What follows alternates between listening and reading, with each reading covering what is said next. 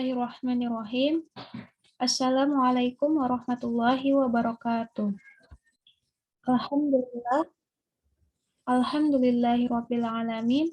Nasta'inuhu wa nastaghfiruhu wa na'udzu billahi min shururi anfusina wa min sayyiati a'malina may yahdihillahu fala mudhillalah wa may yudlilhu fala hadiyalah. Asyhadu an la ilaha illallah wa asyhadu anna Muhammadan abduhu wa rasuluhu la nabiyya wa la rasula ba'da amma ba'du. Yang terhormat Ibu Hajah Debibik Nabila Fauzia LCMA dan teman-teman yang saya cintai.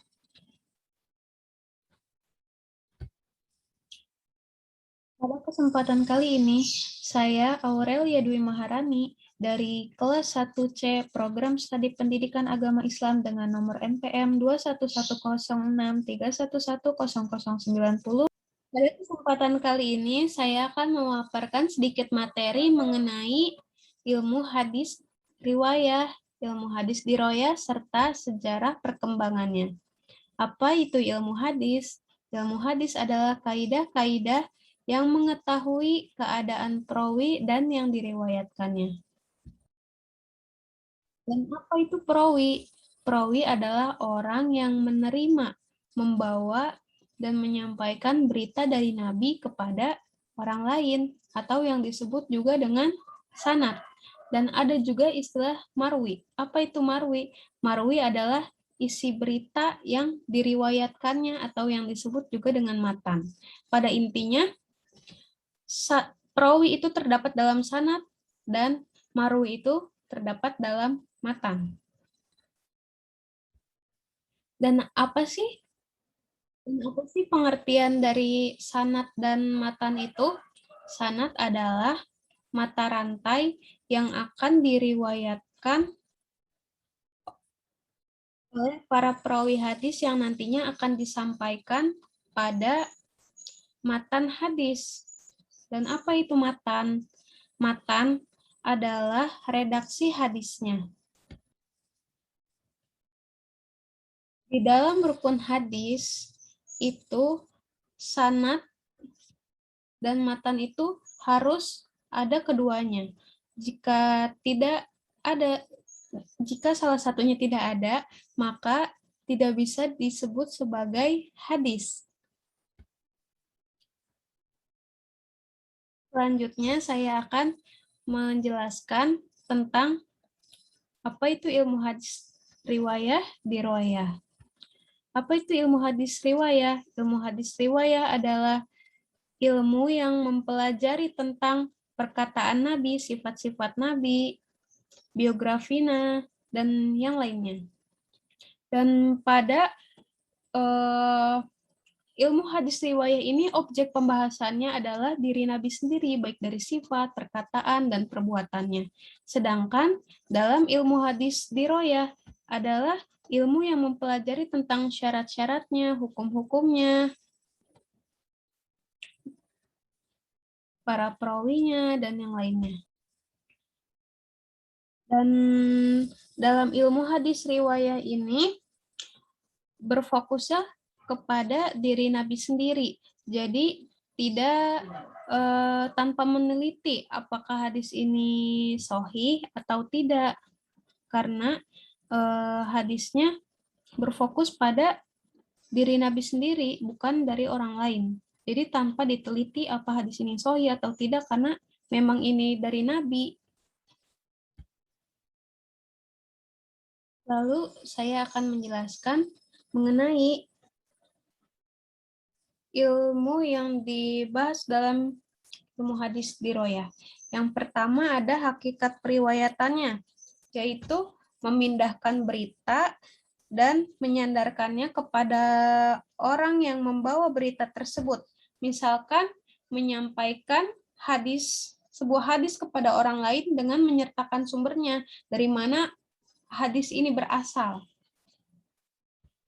Yang kedua ada syarat periwayatannya, yaitu metode atau cara perawi ketika menerima periwayatan hadis dari gurunya. Yang terdapat 3 metode. Yang pertama, metode asima atau mendengar, metode kiroah membaca, Dan metode ijazah menerima izin dari gurunya untuk menyampaikan hadis tersebut kepada orang lain. Dan yang ketiga ada macam periwayatan. Maksudnya, apakah periwayatannya bersambung atau terputus? Kalau sanadnya bersambung, maka bisa disebut hadis sahih. Sedangkan jika hadis sanadnya terputus, maka disebut dengan munqati. Yang keempat adalah hukum periwayatannya. Maksudnya adalah apakah hadis ini diterima atau ditolak. Dan yang kelima ada keadaan para perawi dan syarat-syaratnya. Maksudnya adalah kita harus melihat dulu dari sisi perawinya. Apakah perawi tersebut bersifat adil, apakah dia fasik atau tidak, berbohong atau tidak. Dan yang keenam ada macam-macam periwayatannya. Maksudnya itu bentuk pembukuannya. Atau model mutawato, musannaf, dan musnad, jami, sunan, dan lain-lain. Yang ketujuh, ada hal-hal yang berkaitan dengan periwayatan, yaitu istilah-istilah yang dipakai ahli hadis dalam penelitiannya. Misal istilah hadis, yaitu sunnah, khobar, dan atsar. Dan jika kita ingin mempelajari ilmu hadis, kita harus memahami maksud istilah-istilah tersebut. Dan intinya, dalam ilmu hadis riwayah itu objek pembahasannya tentang diri Nabi sendiri, baik dari perkataan, perbuatan, dan sifatnya. Sedangkan objek pembahasan dari ilmu hadis diroyah yaitu pembahasan penelitian sanad dan matannya. Dan ilmu hadis riwayah dan diroyah adalah dua hal yang tidak dapat dipisahkan. Ibaratkan ilmu hadis riwayah itu fikihnya dan ilmu hadis diroyah itu usul fikihnya. Jadi jika salah satu tidak ada, maka tidak bisa disebut sebagai hadis sahih atau hadis yang utuh. Atau juga bisa disebut sebagai hadis dhaif jika keduanya tidak saling melengkapi. Dan yang terakhir saya akan membahas sejarah perkembangan dari ilmu hadis riwayah dan ilmu hadis diroyah. Yang pertama ada pada masa periode Nabi. Pada masa periode Nabi, dalam konteks ilmu riwayah, yaitu ilmu hadis dilarang untuk ditulis karena khawatir bercampur dengan penulisan Al-Quran. Yang kedua, tetapi bersifat kondisional. Jadi tergantung dengan kondisinya, apakah kondisinya memungkinkan untuk hadis tersebut ditulis atau tidak. Dan pada konteks diroyah, itu telah ada dasar-dasar ilmu hadis dalam Quran surah Al-Hujurat ayat 6 dan Al-Baqarah ayat 282.